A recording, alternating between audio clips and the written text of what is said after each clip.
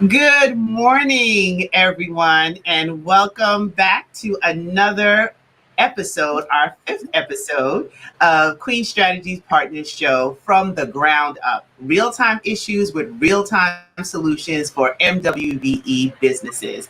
This is a brainchild of the collaboration of Queen Strategy Partners, the three of us. Danielle Douglas, Nicole Valentine Esquire, and myself, Dr. Stacey N.C. Grant. And our desire is really to have some answers in these unusual times we're living in due to COVID-19 and the other epidemic that we're seeing erupt throughout our world. MWBEs, we hope and pray that you get the information that you need from this broadcast and all of our special guests that will help position you as you pivot. That's how we started out this series and really put you in a place where you can thrive post COVID-19 and the racial unrest that we see happening throughout our country. So it gives me great pleasure to introduce my co-host, Danielle Douglas, who will tell you a little bit about our show today. So good morning, everyone. Again, Stacey and I are so excited that you are spending an hour with us this morning. And as we always say, we guarantee you that you are going to get a ton of valuable information that you could utilize now during COVID-19 as well as in the future. You know, knowledge is power.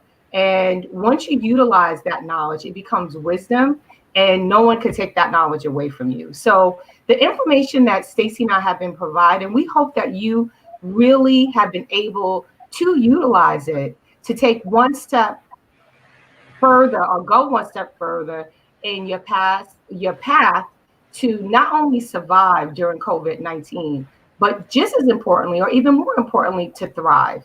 So with that said, as you know, if you've been with us for the past 5 webinars, including this morning, you should have an understanding that we have really been trying to give you, again, real-time solutions for real-time issues. We have tried to build upon the information that we provided to you. You know, the first webinar, we talked about pivoting, which is critically important to do during this time, regardless of what type of business you have.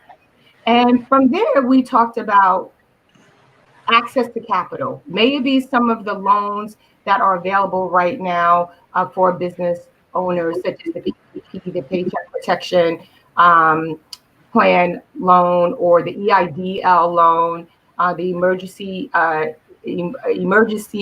what is it, Teresa? The emergency, well, it doesn't matter because it's gone. EIDL, yes. So it's gone now. So you can no longer utilize that. But for some of us, for small business owners, we could not utilize those loans. And so we had guests such as Dr. Teresa Martin, who gave a wealth of information on how to navigate and pivot and look at other financial resources that can be a benefit to you. One of our webinars was on how to be bankable, and that in order to be bankable, you have to address the 5 C's, right? Cash flow, character, collateral, credit.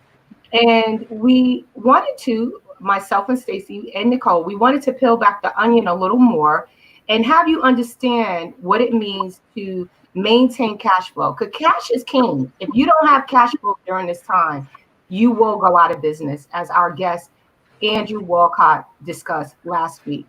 And so to peel back the onion a little more, we brought Dr. Teresa Martin back to talk about credit, business credit and personal credit, which is critically important because you're going to need one, or if not both, of those of credit to be able to access lending.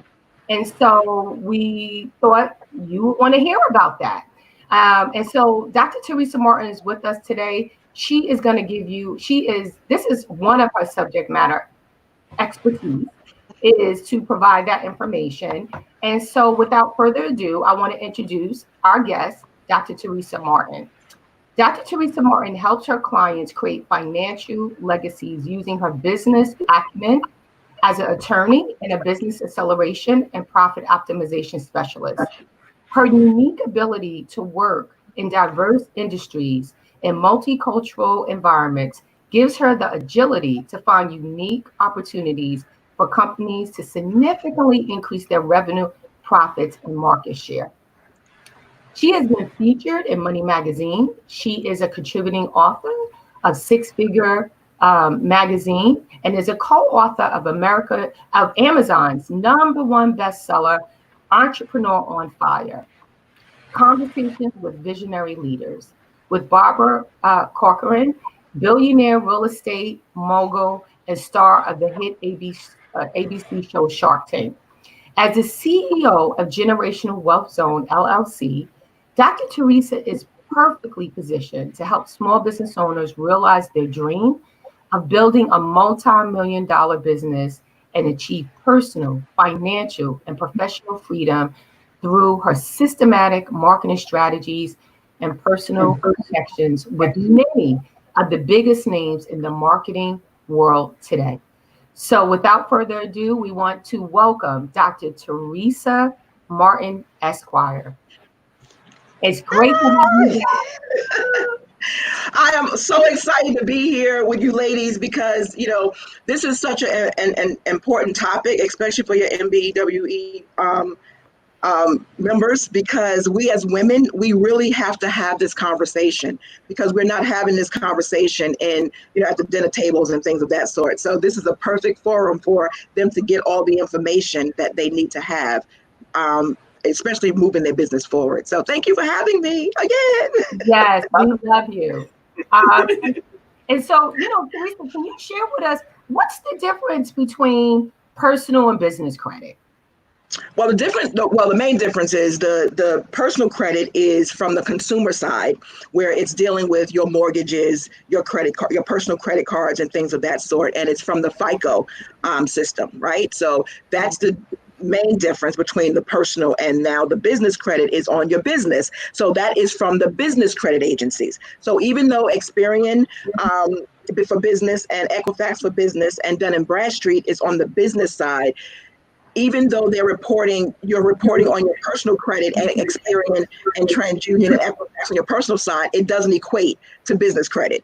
So it's kind of, and it's a different scoring system. So on the personal side, you have the scoring system from FICO, which ranges from 300 to 850, and then Vantage is 501 to 990, but that goes into the weeds. But that's one thing. And then you have the business credit score, and there's many business credit scores. Equifax has their own. Equifax for business has its own. The Credit Safe has its own, and Experian has its own. But Dun & Bradstreet is the worldwide known one, and that is Paydex score. And Paydex score, ranges from 0 to 100. So it's a different scoring system, and it's a different way that it's reported. So those are the main differences between personal and business. Okay. So I'm sorry. go ahead, Danielle. I just wanted to ask, what would be considered good credit as it relates to business and personal credit?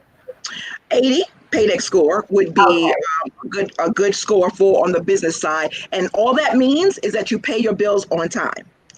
If you go higher, like let's say a 90 Paydex score, that means you pay before it's due type stuff. So it's a different way that they look at it, but 80 is where you want to be, okay?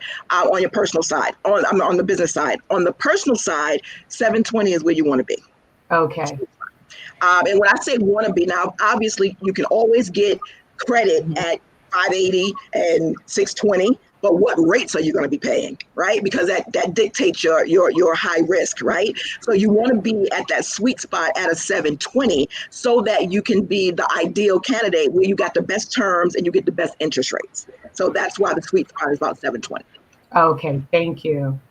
That's great. I just want to build a little bit more on that question, the difference between business credit and personal credit, and why we're talking about both in the same sentence, because business owners, and we touched on that in a previous show, but I think, for our audience, especially our MWBEs, when we're talking about credit and the importance of it, what should they know with the 5 components when we talk about personal credit? Like what's all coming together to get you to that sweet spot of the 720 that you mentioned?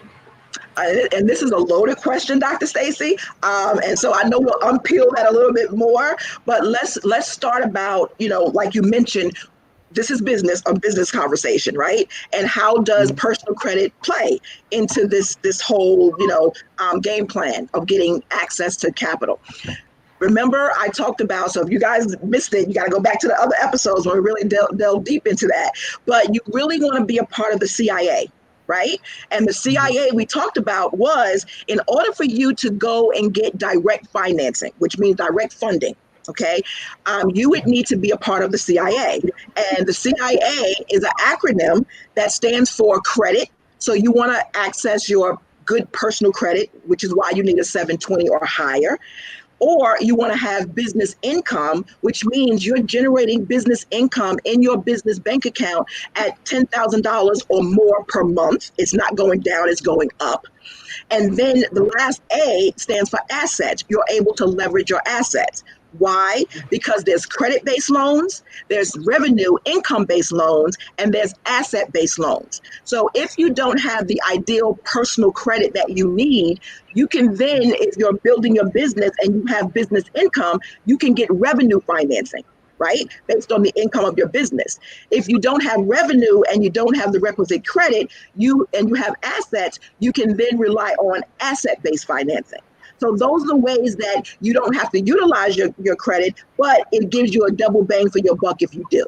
So I just wanted to bring that in on why we're connecting business with personal credit. Okay. Now back to Dr. Stacy's question, the components of credit, right? So the 5 components of your personal credit is that payment history, 35%, 35%.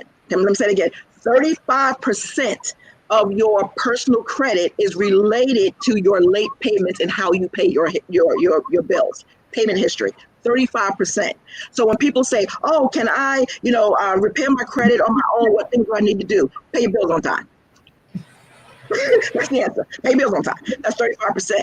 The 30% is your debt level or your utilization rate. Right? So how much credit you have out there and what are you utilizing, right? So let's just say they always say 30%.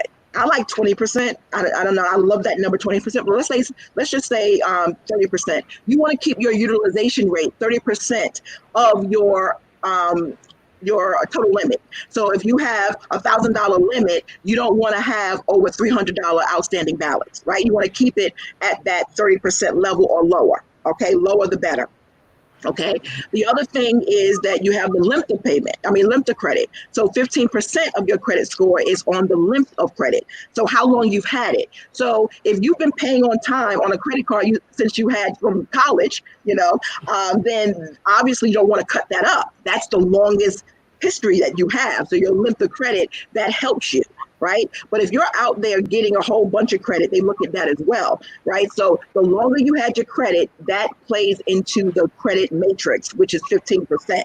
And then the next 10% is the mix, the different types of credit, installment, revolving, that type of credit mix, and then increase is 10%.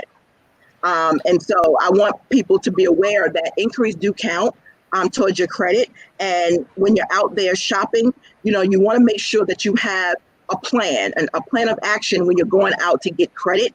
And when you quote unquote just looking, you want to make sure you know what you're doing, because hard inquiries actually counts on your credit, and it takes 2 years to fall off your credit. So you just want to be very, very careful when you're dealing with personal credit. Now, I'm going to circle right back around with the personal credit. The reason why the 720 is very, very important is in business, it's your risk. So they want to know that you are a low risk because, one, your character is there because you're paying your bills on time and things of that sort. But it doesn't have to be you. What if you have, let's say, a 437 credit score? Okay, don't judge me. That was me, back in the day. Okay, don't judge me. Okay, so let's say you have a 437 credit score, because of foreclosures or whatever the case may be. But you're in business and you have a business partner. Just like in real estate, you have a credit partner. In business, you also have a credit partner. So you can rely on your partner's good credit as long as they have 20% of the business. So they have to be a 20% owner of your business in order for them to be able to be considered as a credit partner. So I just wanted to tie that right back in for you. Let's pause. You unpacking a lot, Teresa, and I want everybody to get it. We got to slow it down and rewind because you're just hitting them with the facts, and we don't want our MWBs like, what?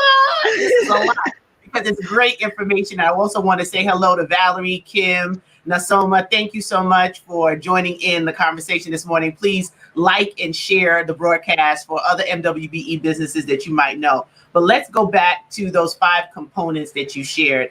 And inquiries, right? People might not realize that inquiries are a portion. You said 10%. That's a considerable amount to look at, as well as length. But the very first one that you said, the ability to pay and how you pay. So rumor has it that if you can't make your full payments, what other options can you have in building your credit? Like, let's say all you have is $10. Will that $10 help if you owe them $200 for the payment per month? Good question. I saw that pause. Good question. So I'm just saying. Got it. But let's take it from a strategy standpoint. Okay. So the answer is paying something is better than paying nothing. Okay. However, if you make less than the minimum, we should always strive to do minimums. We should always strive to do minimums. Okay. And when people ask me about what should they do with their stimulus check, that's what I said. Okay. I said, put it in the kitty because we will come out of COVID. And your credit will be opened and revealed again. And you may need to now go and utilize that and leverage your credit. So you don't want to not pay, your minimum payments. So that is it. What if I don't have the minimum payment? Pay something. So yes, pay the $10. Will that hurt you? The only way that it would hurt you is if that creditor will mark it as not paid as agreed, right? So because you're not paying as agreed, because it's not the minimum payment, they can still mark that on your credit. And we'll unpack that, Stacey, when we talk about collections, because it's kind of weird. So paying minimum and should I pay off my collections? That kind of goes hand in hand in my mind. But so yes, the quick answer to that, and I'm an attorney, so I'm gonna go around the bush, before I get to the thing, right? So one of the things that I tell you, pay $10 if that's all you have. But I urge you, don't do the $10 on every single card. You want to at least make minimums on the ones you can make minimums on, and then contact the lender to let them know what you're doing. Come up with an agreement so they can make a notation on your account that you are unable to make this payment, whatever. Because even if you go into something where you have to go into court or litigate or you're disputing something, those notes become record for your attorney to actually dispute that in a debtor's case. Okay, and I advise you to use debtor attorneys. And if you need help with that, please contact my office, because debtors attorneys, just so you know, you don't pay up front, and you don't actually pay. They pay. The bank pay. So if you have a debtor's case, that's why it's good to use debtors attorneys so that they can fight and defend on your behalf. You've done everything that you can do in your corner. So that $10 may help you if you're making something. Don't make anything. Now we can't really talk unless you made notation of that as well. So that's that. Hold on. I'm excited. I know Danielle got another question, but hold on. Now I'm gonna let you. I'm gonna keep the baton, and you got the baton right now, Stacey. So keep it moving. I'll jump in when I can. Well, look, we on a roll, Danielle. So that's why I'm like, wait, hold on, because MWBEs. How many of you knew about the specialty of debtor attorneys? Like that's why this conversation is so important from the ground up. We're talking about real-time issues with real-time solutions. So raise your hand if you're watching and you didn't know that a debtor attorney existed, right? There's specialties in every discipline. And you just learned about one because look, every entrepreneur at some point or another may go through a challenge financially, and no judgment, right? Teresa, when you share your story, I know I have mine. Danielle may have hers. Everybody that's watching, you go through something, but access to information is the way that you're able to conquer it. And that's why having this show is so important to Queen Strategy Partners, because we really want to be that resource to help you get past whatever stumbling block might be in your way in thriving and actually being a cash positive business. So thank you for sharing that, Dita. I just wanted to underscore that. And we're going to tell them how they can contact you and your team, because you're an attorney and a real estate like she's just the mom, you know. But when you have those kind of resources, it helps you not feel hopeless when you're in a situation. Face it and fix it.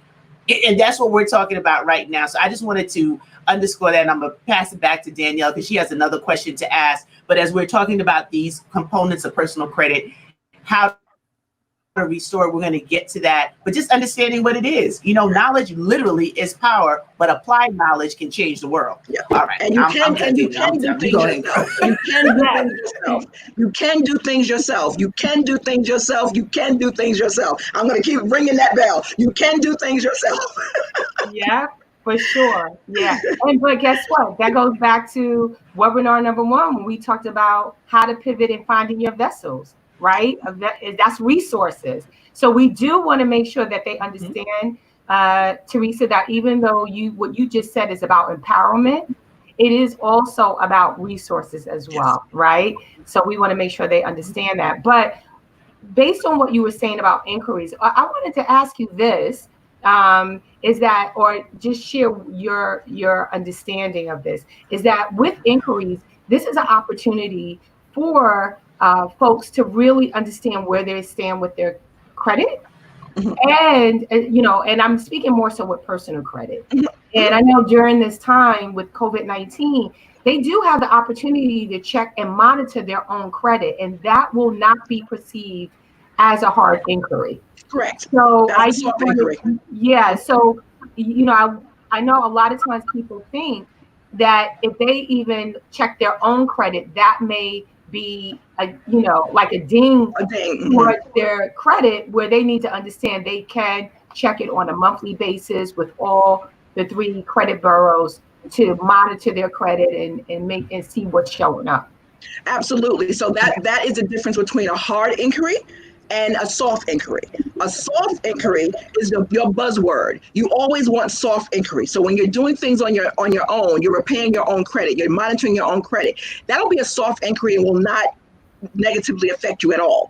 The hard inquiries was what I was talking about as far as that 2 years to fall off and things of that sort. That's when you're going out shopping for a mortgage, shopping for a car, shopping for furniture, and then you are allowing them to pull your credit. A little strategy that I tell people all the time is go ahead and pull your own credit reports.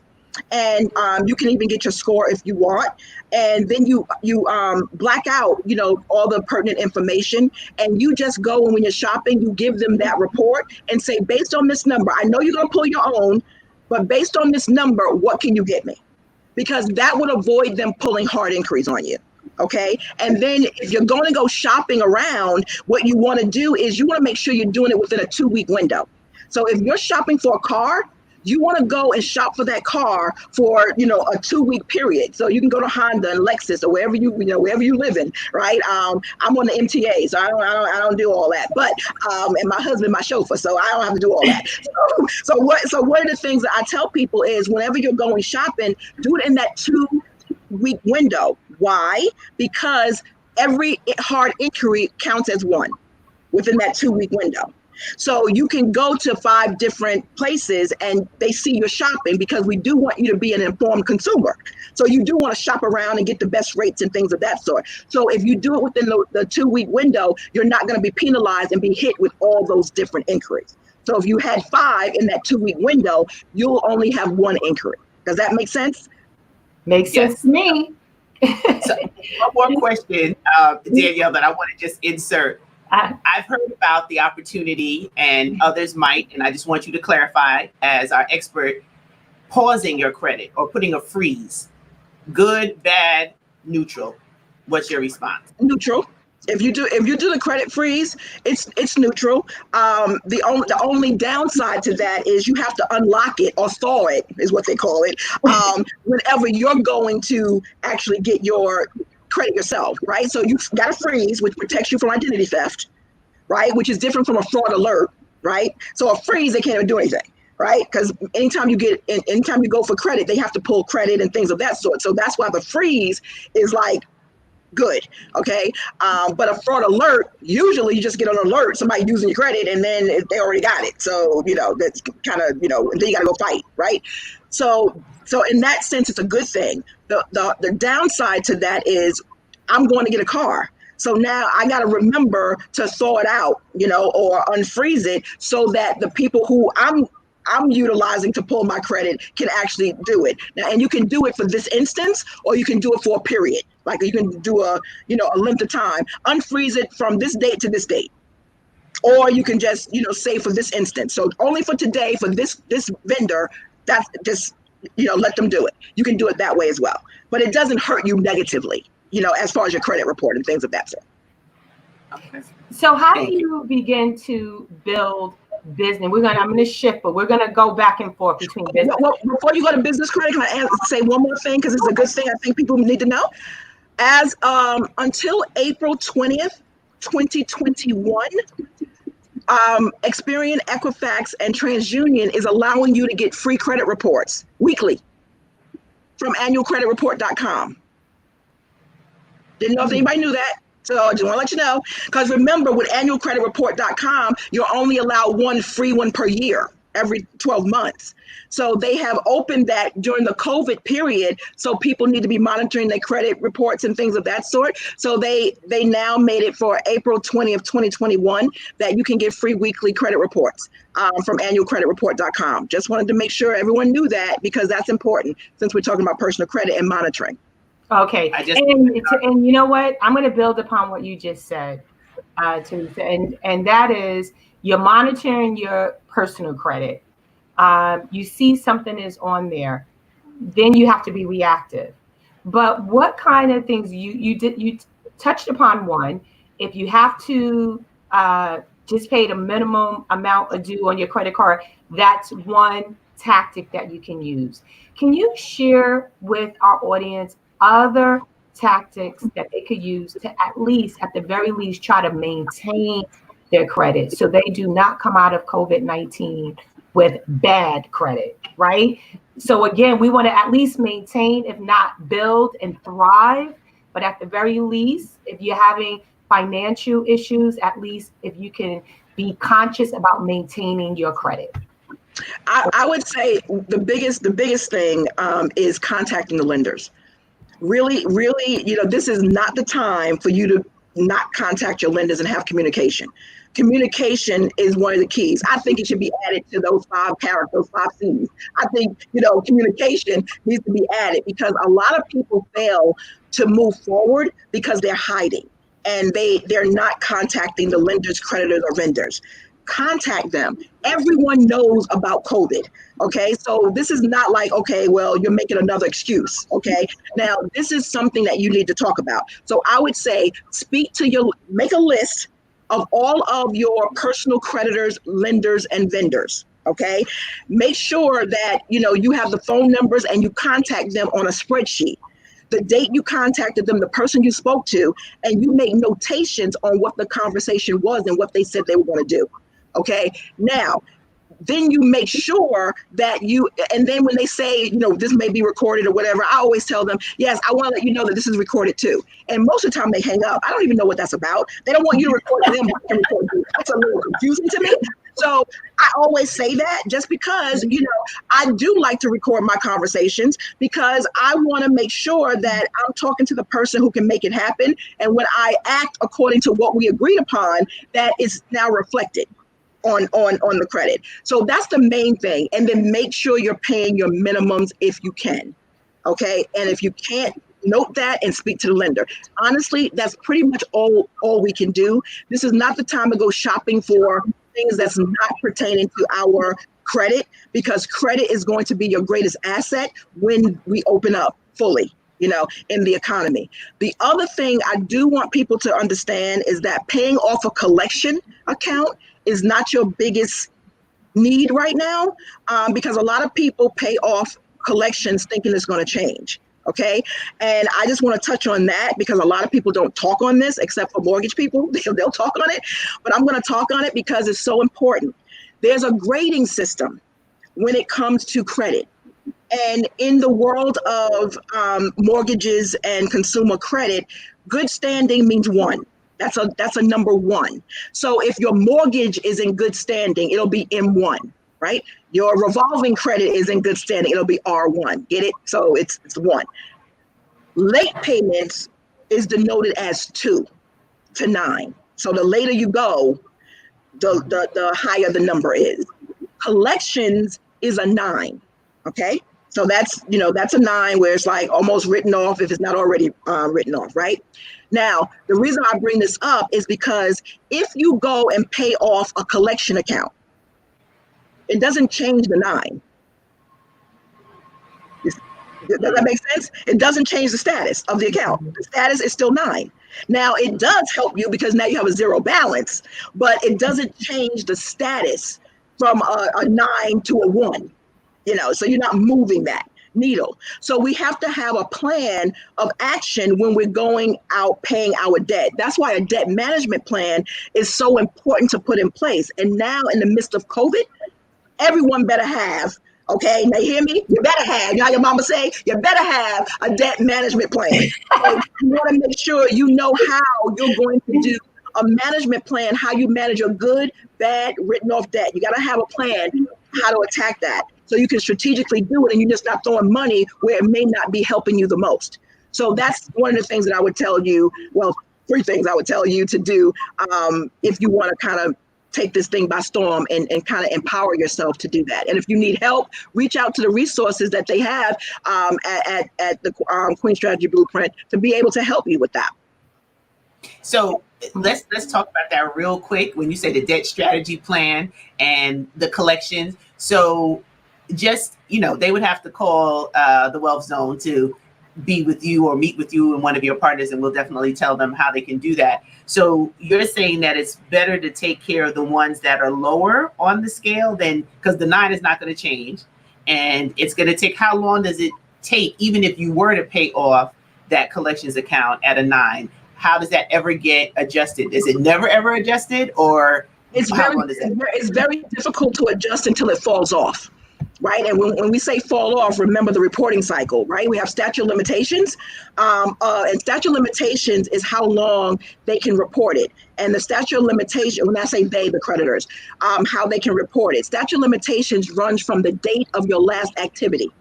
Right, so that's when the statute of limitations run. So if it's not from the date you opened the account, that's late payments, right? So from the date of the activity, so the statute runs. So let's just say you made your last payment, your activity on yesterday, but it's been late 4 years, and it was in a 7-year statute of limitation state where it would have fell off in 3 more years, right? Once you now pay that payment, you have now brought it back to 7 years. So you have re-aged the account, right? So where it would normally fall off. So the reason why I say it kind of depends. That's why you have to have a credit report audit. I tell people to do a financial checkup, just like you do a financial checkup every year. You do a financial checkup every year. And it's very important that you look at your credit, look at your income and expenses to see how you're maintaining your household. Remember, we talked about how everything you do is a P&L. Your household is also a P&L. How you run your household, I can probably guess how you can run your business. It's how you do anything is how you do everything. So run your household just like you run a business, because it is a business, right? When money come in, you got to set it out. You got to budget for the lights and everything like that. So that's one of the things that I would tell you, Dr. Stacy. So I don't know when it falls off in the credit restoration recovery process. We look at the statute of limitations. We look at the date of the last activity. And then, of course, if you're dealing with IRS, it's indefinite that it can stay on there. So we don't really know the real number, and nobody really knows because it keeps changing with the CFPB. So don't really have an answer for that. So just to build upon what you just said, Teresa, I know that oftentimes what may happen is that a person may get called by a debt collector, and they are technically, the debt is past that 7-year window. But if the person, like if I'm called and then I get scared because the debt collector is calling me and I'm like, I'll pay you something, then like you said, the clock starts. If I don't know that if I'm past that 7-year window, they shouldn't even be still trying to pursue that debt. Well, yes and no, because remember we talked about the re-aging. Don't know. Once you make a promise to pay, you re-age. Right. So I'm saying they shouldn't make that.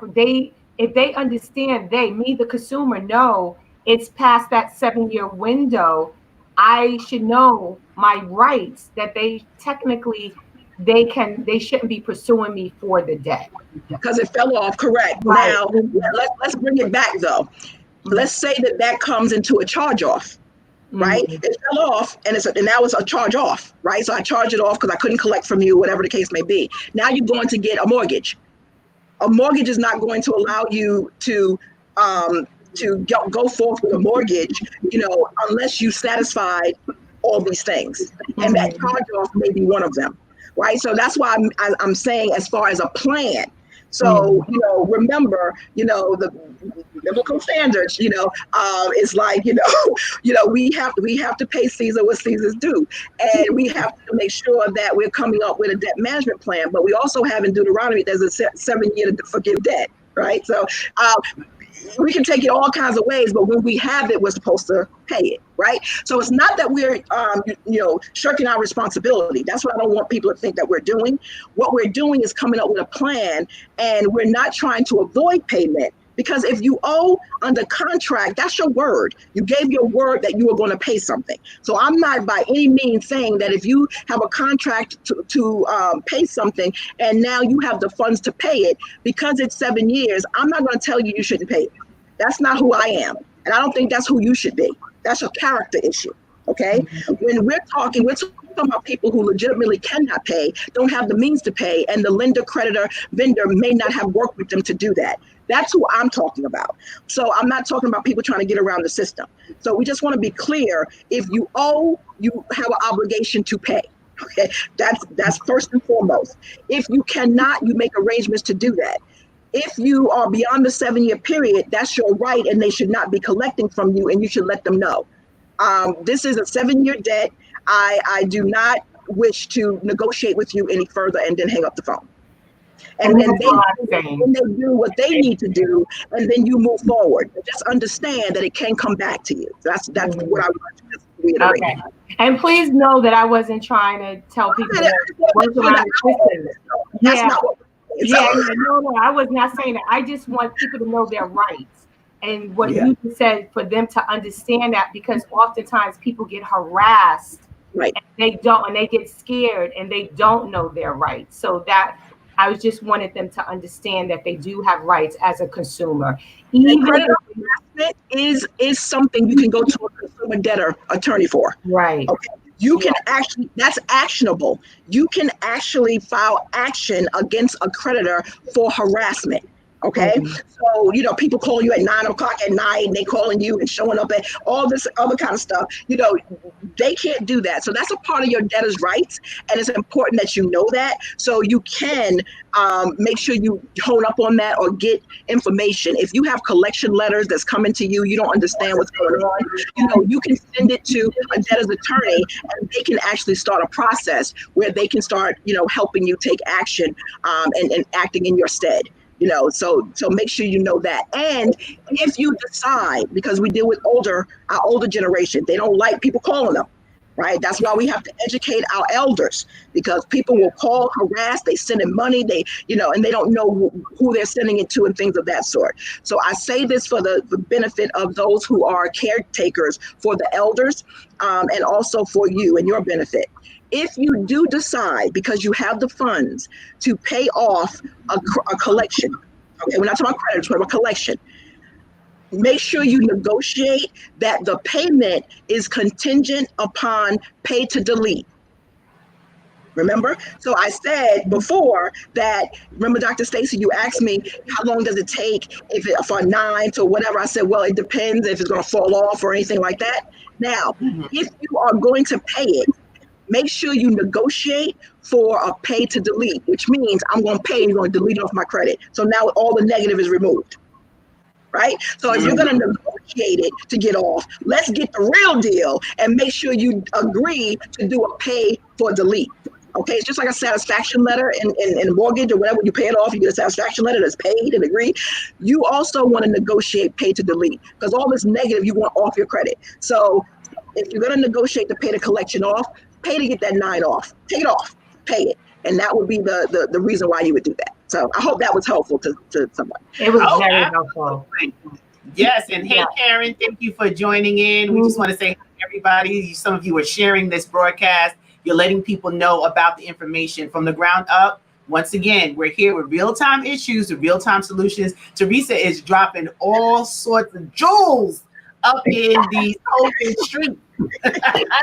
So somebody got blessed today, I assure you. But Danielle, another question, because I'm so excited because I know this is going to help people right now.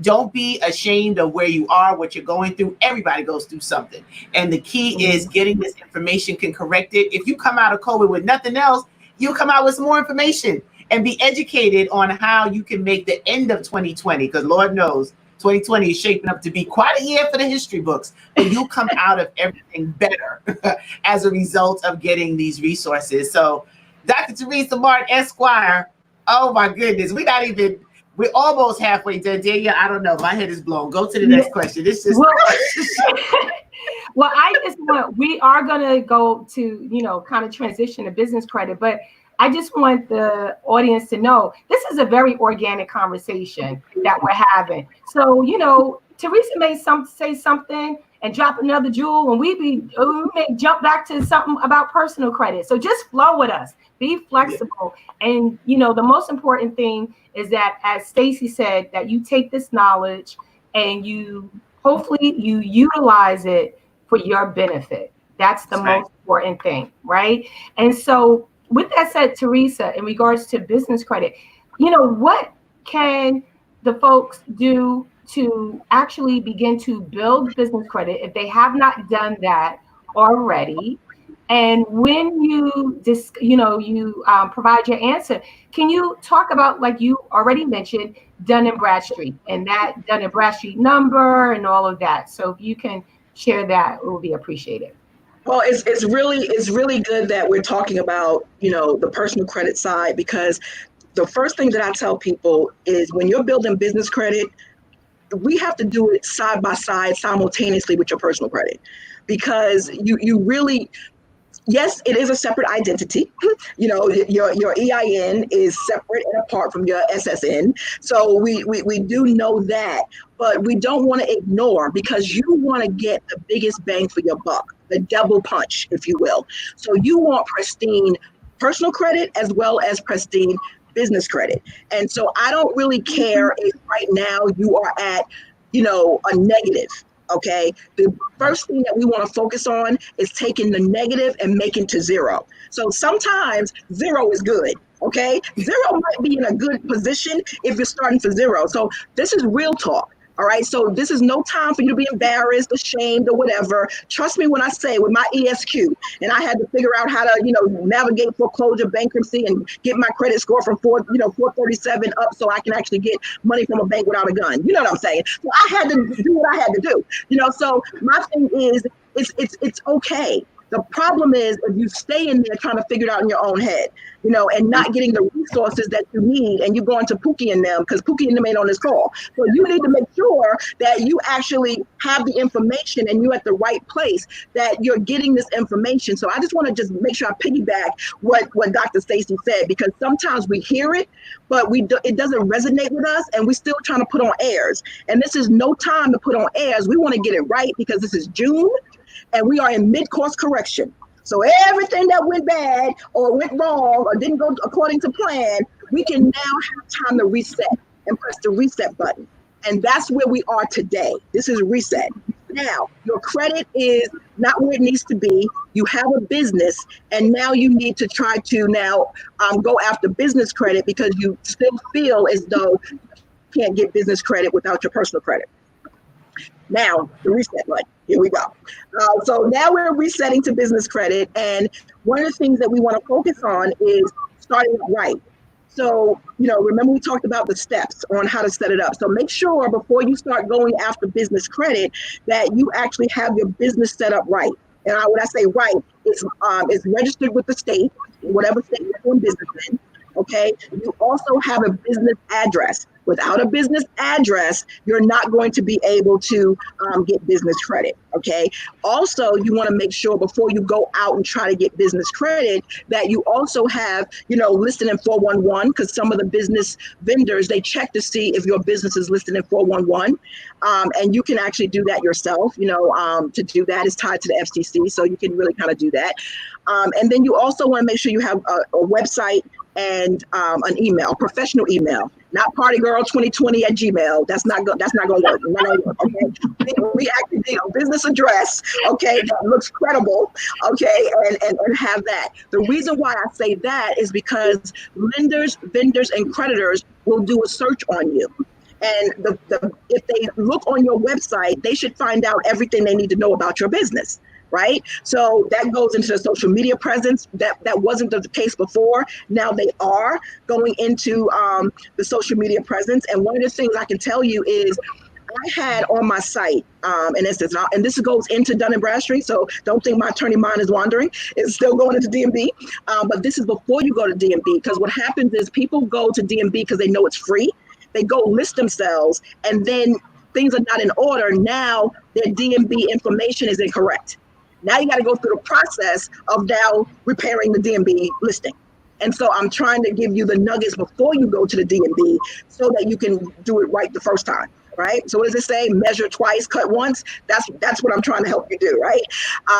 And the reason why your website is so important is because I remember when I had, because I do credit development education and coaching. So, but I don't provide credit repair services. I don't do credit fixing for you.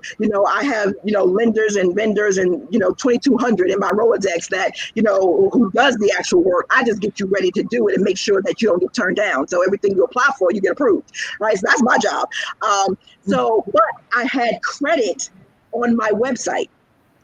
Do you know PayPal of all things, put a freeze on my PayPal account stating that I had to show that I was licensed to do credit repair, credit whatever. And I was like, I'm not doing credit repair. What are you talking about? And it was a hidden page, right? So it wasn't even showing on the main navigation toolbar. It was like hidden, okay? And, so they can go to way back.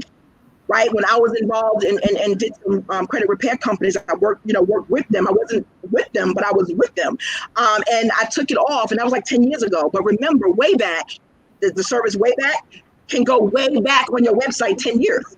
So they can find stuff on your website that you removed, that you ever put out on the internet, and anything like that. And underwriters will search.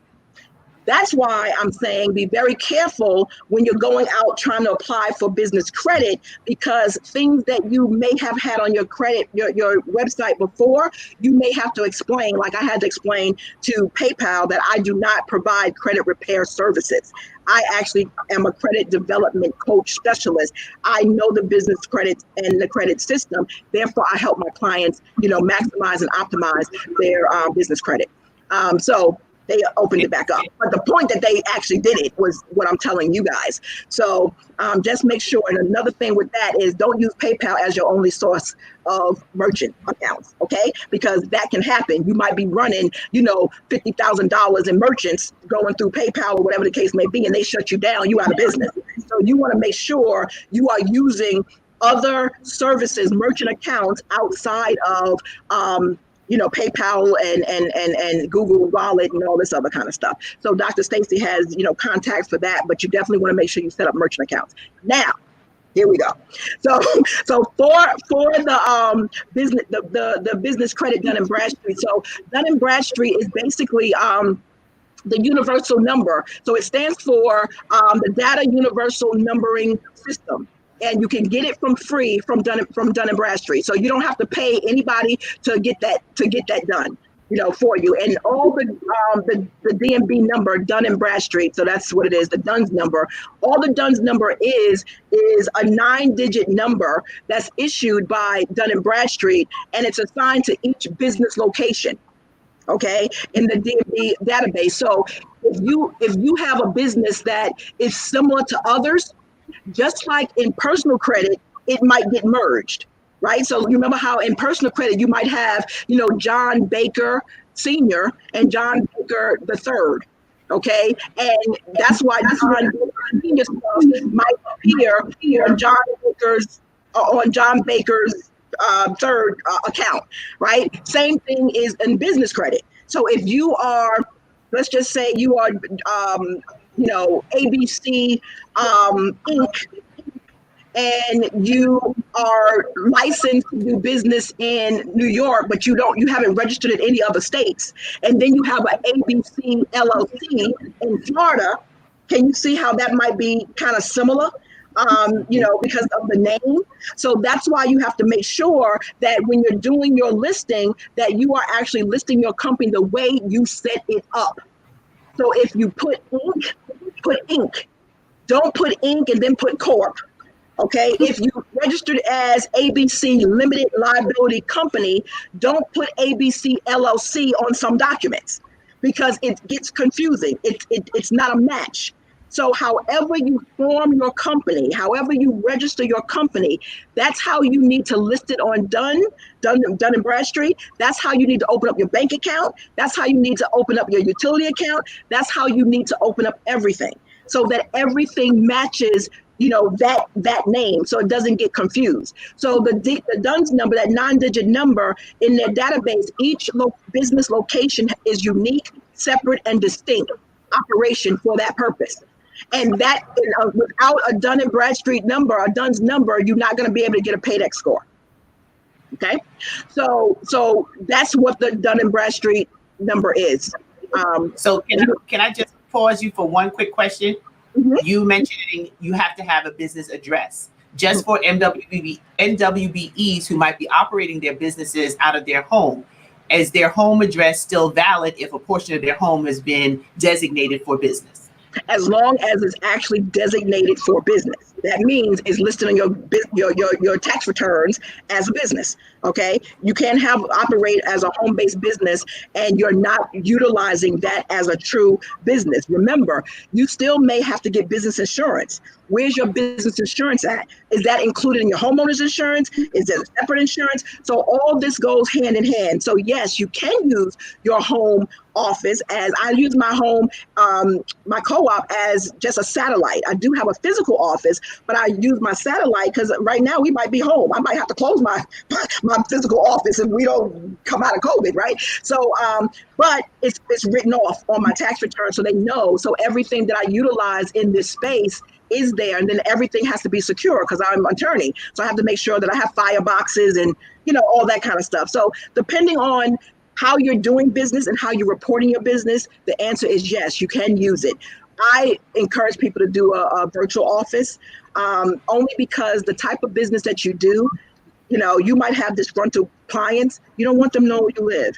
You don't want them coming to your home, because, you didn't give them a refund or whatever. I don't know what the scenario would be. I just don't think it's wise to do business out of your home where that's your shelter and your family lives. I just really believe, I do know cutting costs, but my thing is $99 is virtual office space. Okay, if we can't afford $99 for virtual office space to be separate and apart from our person, I would challenge you to sit down with a business strategist and we work it out to find out why we're in business, because we're only talking about $1,200, a year. And that is an expense that obviously your bookkeeper CPA will help you, leverage. So we really don't want to nickel and dime when it comes to our business, because in the long run, it may affect us. And that's what we talked about PPP, right? When we weren't set up right. And a lot of people couldn't qualify because they weren't even paying themselves a minimum salary.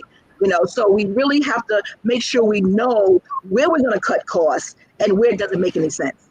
Okay, we're spending money on inventory, but our business foundation is not set up.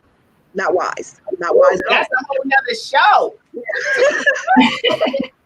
we almost wrapped up on this show. You go into a whole other show. I do want to shout out our Assemblywoman from Queens, New York, Licia Hyman, that joined in. Thank you for being here. And there was a question on the resident address, but you already answered that. And we appreciate the questions in the feed as well. And I'm going to let Danielle just go with the last question. We're kind of going to merge the last two questions into one because we're almost at the end of our show. But this has been so much information. If you're watching us for the first time, share this video with somebody. Just click share right now. Post it on your page. Say, attention, all business owners, particularly MWBEs. Make sure that you check the notification that you know when we go live every Tuesday, 9 a.m., from the ground up, real-time issues with real-time solutions. We're really here to offer you what you need so that you can be successful and thrive post-COVID-19. That was you.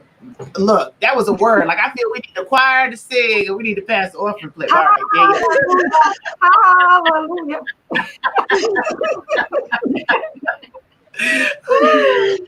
Hallelujah. So, Teresa, again, you always provide such great information, and it's like the hour goes by so quickly with you. So, yes, you still, give such valuable information. We want to thank you. And just to build upon what, Stacy talked about, this is the last question, but in regards to business credit, one, do business owners have to pay to get business credit done for them? Because I know that Dun & Bradstreet, they try to offer that as a service, right? And so that is, business owners need to be clear they could do it on their own.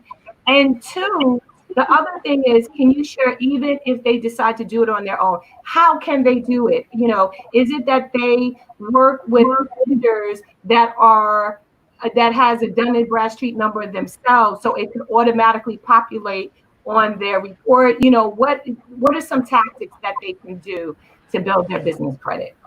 Okay, sure. So yes, Dun & Bradstreat does offer a credit builder, and I believe it starts at $139 a month for them to do that. So to answer your question, Danielle, no, they don't need to do that. They can and they should build business credit on their own.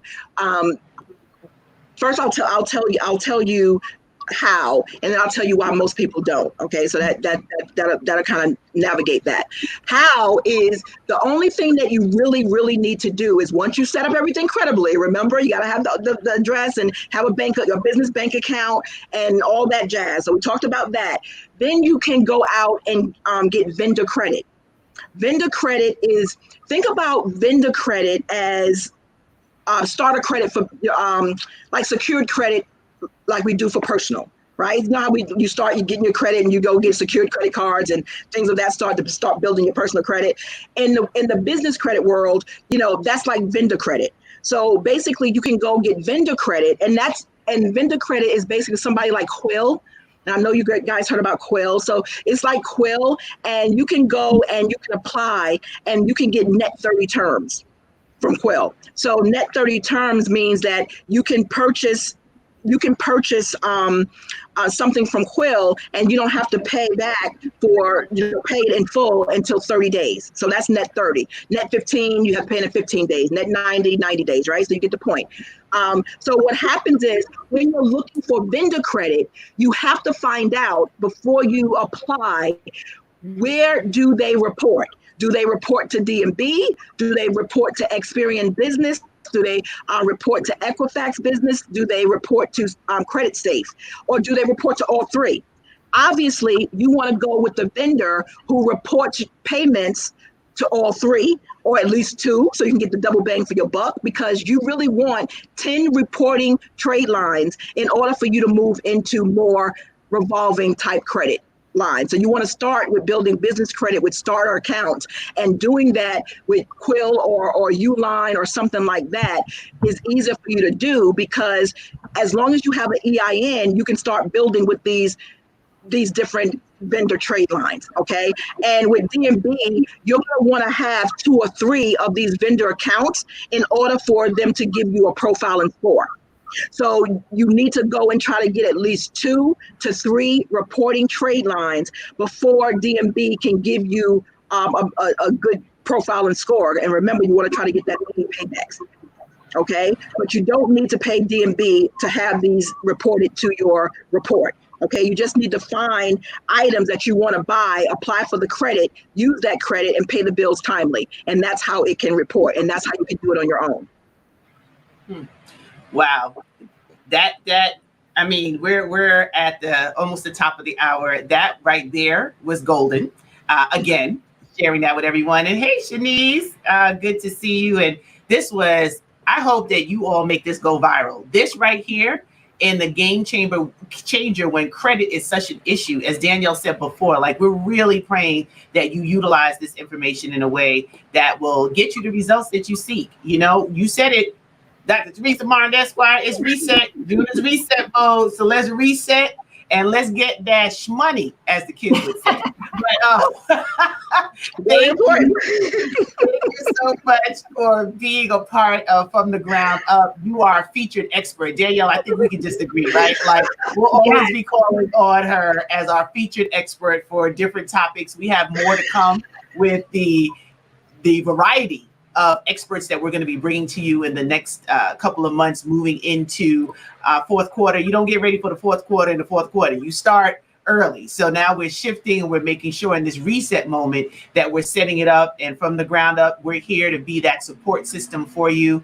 You can visit and learn more about Queen Strategy Partners at queenstrategy.com. Thank you for being here. We'll also have our episodes uploaded on our new YouTube channel. So tell your friends, tell everybody. From the Ground Up is here to be that resource for you. Real-time issues with real-time solutions. So on behalf of Danielle Douglas, Nicole Valentine Esquire, and myself, Dr. Stacey N.C. Grant, thanks for tuning in. And make sure you mark your calendars to be with us again next week, same time, same place. And Dr. Teresa Martin Esquire, we love you and we thank you.